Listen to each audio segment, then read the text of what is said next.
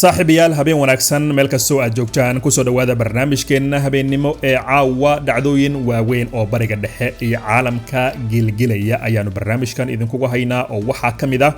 maxaa ka soo kordhay xaaladda Israa'iil ciidamadii la yiri xeryaha kama bixi kartaan bannaanka ma aadi kartaan kuwa bannaanka joogana xeryaha ma iman karaan dhaqdhaqaaq ma jiro howlaha gurmadkana uu aad u socdo ilaa hadda warbixinada cusub ee soo kordhaya ayaanu idin haynaa waxaan kaloo eegi doonaa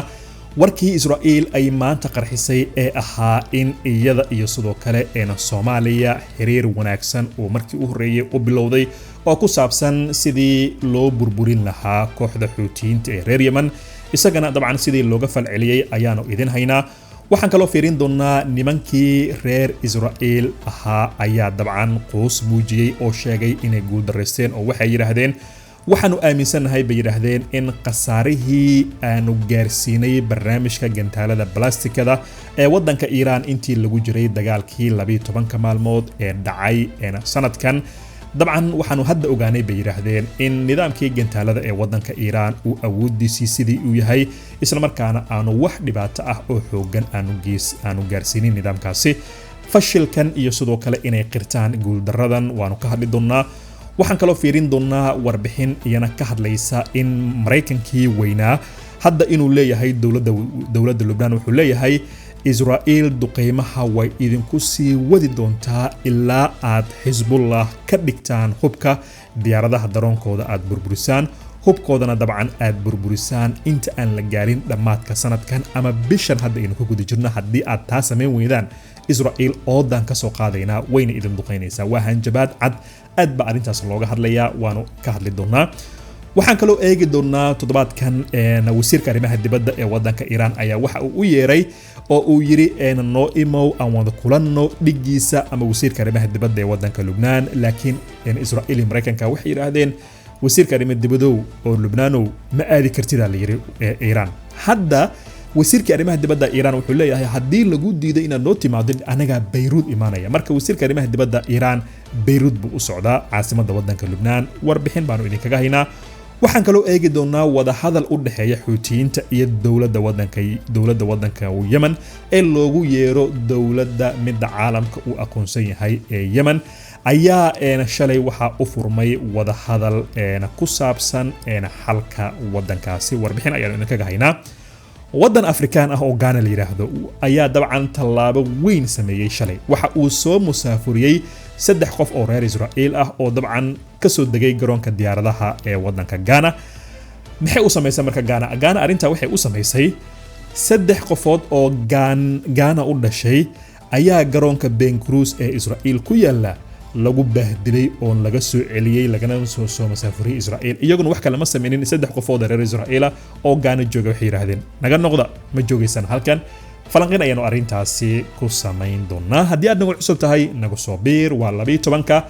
bisha December dhacdooyin kuwan lamid ah ayaanu si joogto ah halkan ayanu u soo gelinaa subscribe inoo saar barnaamijka aynu ku bilowno daawadayaal musiibadan ka jirta Israa'iil gudaheed iyo sidoo kale dabcan qadartan rabbaaniga ah ee Israa'iil ku habsatay ayaa dabcan wali laga hadlayaa maanta oo Jimco ahaa ilaa caawa aad baa loo falanqeynayaa Israa'iil dabcan waxa ku habsaday dabaylo duufaano roobab iyo daadad wada jira taas marka waxay keentay in madaxdii ciidamada ay yiraahdaan askarta wax howlgal ah ma jiro diyaarada ma jiraan askari xeryaha ciidamada ka soo bixi karo ma jiro askari gurigiisa nooga iman karo oo dabcan xerada soo aadi karo ma jiro gawaari la wadi karo ma jiraan diyaarada ma kacayaan nimankii 2 sanadood caalamka uu lahaa dagaalkan hal la joojiyo oo heshiis hal la gaaro iyagoo raali ah ayay maanta waxay leeyihiin annaga howlgalna ma aadayno ciidamadeena ma baxayaan wax xerada nooga imaanaya ma jiro tababaradii oo dhan waa la joojiyay dabcan wax loo yaqaano xayiraad dhameystiran oo lamid ah tii xilligii COVID-19ka ay maanta ama shalay ay galeen ilaa iyo maanta ay ku jiraan marka dabayluhuna way jiraan duufaanuhu way jiraan gawaari badan ay biyuhu qaadeen meelo kala duwan dhimasha laga soo sheegaya hay'adaha dabcan gargaarka dadyo fara badan bay sheegayaan inay badbaadiyeen 2 gabdhood ayaa geed dabayluhu ay soo gooyeen ayaa ku dhacay kadibna way geeriyoodeen xaaladda dabcan waxa ka taagan gudaha Israa'iil aadan malaysan karin sida dabaylaha daadadka iyo dabcan duufaanuhu ay isla socdaan marka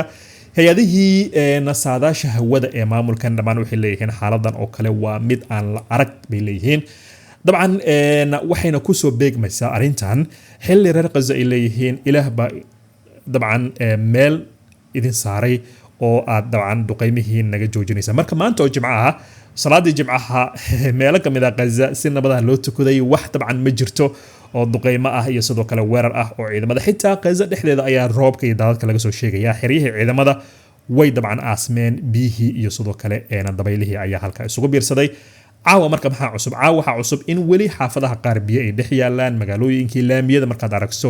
gawaarida gurmadka degdega markaad aragto intuba waxaa la leeyahay waa musiibo marka musiibooyinka aad bay dabcan u kordhayaan waxaa la filayaa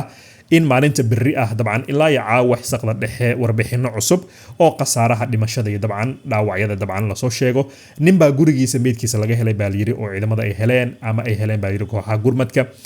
xaaladahaas khatarta ah ayaa caawa soo kordhaya bal aragtidaada qaybta hoose nagula wadaag qaybaha kale ee barnaamijka aynu u galno ee dabcan ku saabsan Soomaaliya iyo Israa'iil maanta aan ka soo hadalnay in wasiir ku-xigeenka arrimaha dibadda ee Israa'iil waraysi ay bixisay ay ku sheegtay inuu dabcan bilowday xiriir gaar ah oo ay la yeelanayaan dowladda Soomaaliya gaar ahaan waxa loogu yeero danaha ay wadaagaan Israa'iil iyo sidoo kale Soomaaliya oo la xiriira ka hortagida iyo burburinta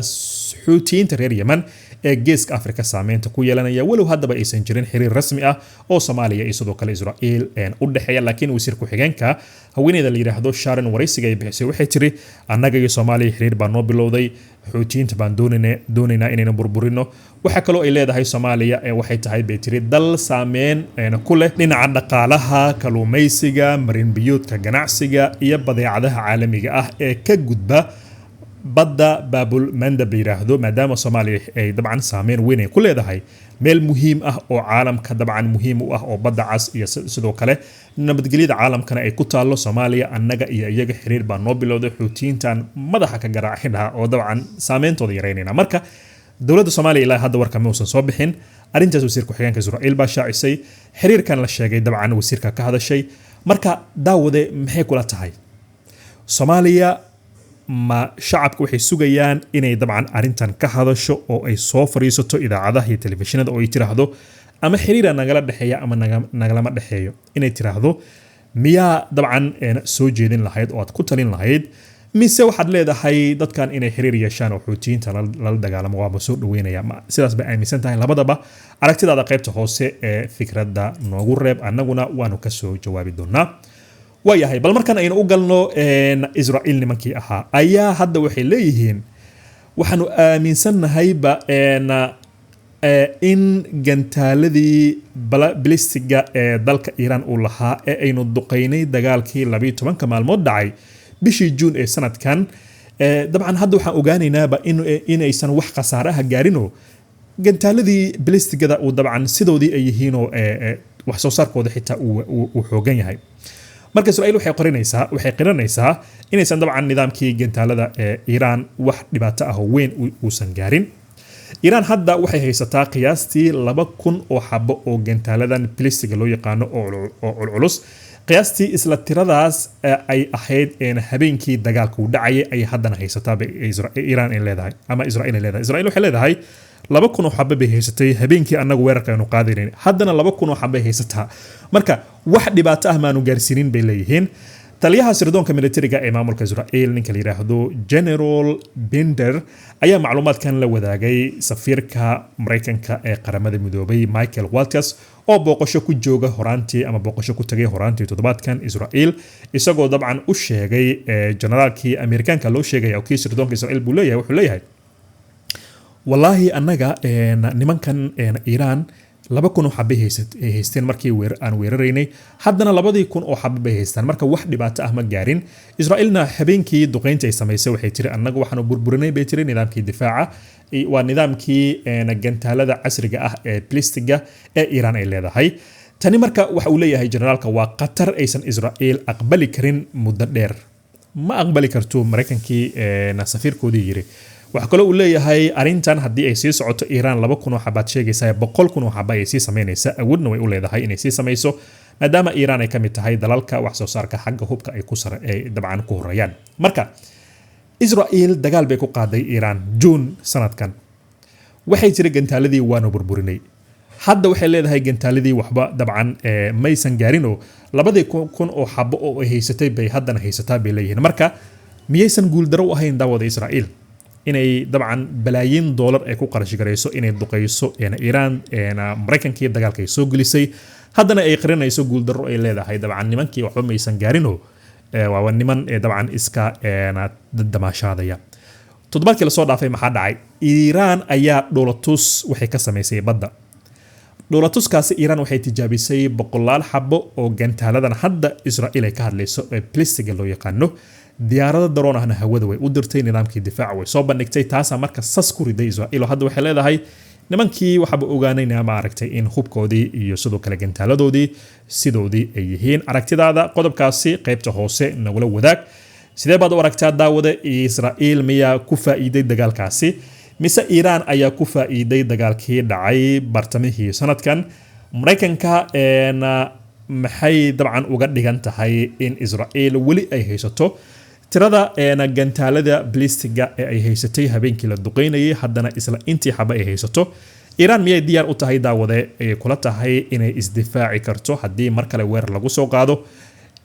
Israel maadaama hadda ay leedahay 2000 oo xabo oo gantaala ah ayay wali haystaan suuragal ma tahay haddii mar kale Iran weerar lagu soo qaado in 2000 oo xabo laga burburiyo oo la soo weeraro awoodda Iran xagee bay la eg tahay isdifaacidda aragtidaada qaybta hoose ee qodobkaasi ku aadan nagula wadaag qaybaha kale ee barnaamijka aynu eegno daawadayaal arin yaab leh ayaa soo baxday maanta oo nimankii Mareykanka ahaa Lubnaan bay u yimaadeen oo waxay yiraahdeen Israel duqeymaha way idinku sii wadaysaa ilaa Xisbullah aad hubka ka dhigtaan diyaaradaha daroonka Xisbullah aad burburisaan gantaaladan Xisbullah aad haysataan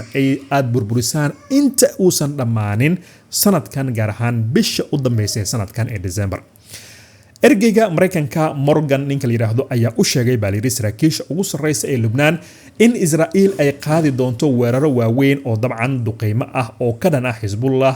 xaafadaha koonfurta Beirut ku yaala iyo dooxada Beqa la yiraahdo haddii Lubnaaniintu aysan diyaaradaha daroonka iyo sidoo kale hubka ay haystaan kooxdan aysan burburinin 1 January meesha laga gaaro Israel oodan ka soo qaadayna wayna duqeynaysaa Lubnaan waa hanjabaad aan geed loogu soo gaban maamulka Donald Trump ayaa ku riixaya dowladda Lubnaan inay hubka ka dhigto dhamaadka sanadkan marka waxa la isweydiinayaa dhamaadka sanadkan waa 15 maalmood baa ka dhiman bisha miyay Lubnaaniintu awoodaan inay Xisbullah oo dagaalamayso oo awood leh inay hubka ka dhigaan aad baa la soo weydiinaya waxa la leeyahay taasina suuragal ma ahan macnaheedu waxa weeye in Mareykanka Iran uu yiraahdo waa fasaxa u tihiin maalinta doontaan waad duqeyn kartaan Lubnaan marka Lubnaaniintu meel u wanaagsan ma jirto walow Israel iyo Mareykanka warqad ay u keeneen ra'iisul wasaaraha iyo madaxweynaha Lubnaan bila ka hor lana yiri meel mariya sharciyadan oo baarlamaankiina iyo golihiina wasiirada geeya kadibna hubka ka dhiga dawladii way aqbashay oo intii way samaysay laakiin kooxdii waxay leedahay haddii aad isku daydaan Lubnaani aad isku daydaan ciidankiina inaad naga hor keentaan oo dad reer Lubnaan ah aad isku dabcan dishaan waxaad ogaataan annagu waan idinla dagaalamaynaa mana idin dhaafayna marka xaalkii meeshaas buu marayaa daawade Lubnaan maxaa la gudboon ma inay hubka ka dhigtaa Xisbullah mise inay Israel duqeyso mise inay tiraahdo nimankan hubka kama dhigayno wadankay difaacayaan Israel bay ka difaacayaan faraha naga qaada wadankana annaga iskale miyay kula tahay mise waxay kula tahay dabcan in Lubnaan ay dabcan haddaba maadaama Mareykanka Israel ay hoos timaado inay dabcan sida ay ku sii jirto aragtidaada qaybta hoose ee qodobkaasi ku aadan nagula wadaag qaybaha kale aan eegaynaa isla Lubnaan baan war cusub idinkaga hayaa maalin ka hor wasiirka arrimaha dibadda ee wadanka Iran ayaa casuumaad wuxuu u diray wasiirka arrimaha dibadda ee Lubnaan waxa lagu casuumay inuu Tehran yimaado halkaas wada hadal lagu yeesho kadib Israel iyo Mareykanka waxay yiraahdeen wasiirka arrimaha dibadda Lubnaan ma aadi kartid Iran waayahay ninkii wasiirka arrimaha dibadda ee wadanka Iran marka war cusub caawa soo saaray waxa uu yiri haddii aad diideen inaad noo timaadaan annaga imaanayna Beirut marka wasiirka arrimaha dibadda ee Iran Abbas ninka la yiraahdo Beirut buu u socdaa saacadaha soo aadan arbacadii buu warkaasi uu soo baxay wakaaladda wararka ee Reuters waxay leedahay arrimaha diblomaasiyadda laga hadli doonaa waxa laga hadli doonaa arrimaha kooxda Hezbollah dabcan Iran maadaama Hezbollah ay taageerto weligeed ma ogolaan doontaa la yiri in kooxdan hubka laga dhigo waxaana Lubnaan ay u sheegi doontaa Iran oo ay dhihi doontaa haddii aad isku daydaan inaad dagaal kala hortagtaan Hezbollah oo aad tiraahdaan diyaaradaha daroonka hubkan iyo waxaan aad haysataan baan idinka qaadaynaa oo raid baan idinka dhigaynaa ogaada Iran waxay soo taageeraysaa Lubnaan waxay soo taageeraysaa Hezbollah waxa arintaas xaqiijinaya in Iran toddobaadkii la soo dhaafay markii la dilay taliyihii militariga ee Hezbollah Israa'iil ay dishay waxay tiri ninkaas waa loo aari doonaa dagaalkan uu sii socon doonaa taas marka waxay xaqiijinaysaa in xaaladdu ay sideedii ay u adag tahay aragtidaada qaybta hoose nagula wadaag Iran in ay imaanayso Beirut oo ay leedahay annaga Beirut imaanayna oo dhageysanayna bal Lubnaaniintu haday dagaal diyaar u yihiin oo Hezbollah ay la dagaalamayaan iyo hadii kale aragtidaada qaybta hoose nagula wadaag qaybaha kale ee barnaamijka aynu u gudubno daawade wada hadal u dhaxeeya Xuutiyiinta Yemen iyo dawladda loogu yeero midda caalamka uu aqoonsan yahay ee Yemen oo Sacuudigu uu taageero ayaa shalay waxa ay dabcan wada hadal ay uga furmeen magaalada Muscat ee caasimadda wadanka Oman halkaas oo ay gaareen saraakiil ka socda labada dhinac iyada oo wada hadalkan uu ku soo aadayo xilli ciidan ay taageerto Imaaraadka Carabta ay isku fidinayaan goobaha ay ka taliyaan dawladda la aqoonsan yahay ee Yemen gaar ahaan gobolka Hadramaut toddobaadkan Sacuudiga ayaa heshiis la gaaray Iran si loo mideeyo mowqifkooda arrimaha wadanka Yemen mana cadda haddii Sacuudigu uu heshiis la gaarayo Xuutiyiinta si gacan loo siiyo dawladda la aqoonsan yahay oo hadda burbur kala kulmaysa weerar uga imanaya ciidanka isbahaysiga koonfurta wadanka Yemen ee Imaaraadku uu taageerayo shakadan muhiimadeedu waxa weeye in hadda dawladda iyo sidoo kale Xuutiyiintu ay wada hadlayaan Sacuudigu wuxuu leeyahay Imaaraadkan in gobol xuduudeeda ku yaala uu yiraahdo aqoonsi baan idin siinayna dawlad baad noqonaysaan waa idinka goynayna Yemen waxa loo arkayaa dabcan qatar amni oo Sacuudiga ku socota marka Sacuudigii wuxuu leeyahay Xuutiyiintii iyo dawladii caalamku uu aqoonsan yahay anaga heshiisiinayna shakadan waana soo gabagabeynayna labadaasina waxay la dagaalamayaan Imaaraadka si looga saaro wadankaasi Yemen aragtidaada qaybta hoose qodobkaasi ku aadan nagula wadaag qaybaha ugu dambeeya ee barnaamijka aynu eegno wadanka Ghana la yiraahdo ee Afrika ayaa sameysay tallaabo Afrikaankii ay u sacbinayaan ee dabcan muslimiinta ah waxa la leeyahay saddex qofood oo reer Ghana ah ayaa maalin ka hor waxay tageen Israa'iil garoonka Ben Gurion bay tageen kadib Israa'iil baa dabcan dadkaasi bahdishay saddexdaas qof kadibna waa laga soo tarxiilay Israa'iil marka Ghana wax kale ma aysan sameeyeen kaliya waxay tiri saddex qofood oo reer Israa'iil ah oo Ghana joogay ayaa shalay iyana waxay ka soo ciirisay wadankeeda oo dabcan jawaab u ah wixii Israa'iil ay sameysay dawladda Ghana waxa lagu qasbay inay dhaqangeliso tallaabo dabcan qalifsana oo Israa'iil ay sameysay oo ahaa in muwaadiniinteedii lagu xadgudbay iyana muwaadiniintii Israa'iil bay ku xadgudubtay oo u celisay deegaanadii ay ku yimaadeen oo waxay tiri halkan annaga iskale ma ahan barigii dhexe iyo meelihii kale marka Ghana geesinimadaas bay muujisay sidee baad u aragtaa in saddex qofood oo reer Ghana ah dabcan garoonka Ben Gurion ee Israa'iil lagu soo dhaqmay si aan wanaagsaneen lagana soo ceeriyay iyaguna aysan wax kala sameeynin oo shalay saddex qofood oo reer Israa'iil ah ay ka ceerisay wadankeedii oo ay tarxiishay arintaasi maggeesinimo bay u sameysay Ghana mise Carabiga ka keentay aragtidaada qaybta hoose qodobkaasi ku aadan nagula wadaag ay loobin inaad subscribe inoo saarto qaybta hoosena aad fikradaada nagula wadaagto habeen wanaagsan meel kastoo aad joogtaan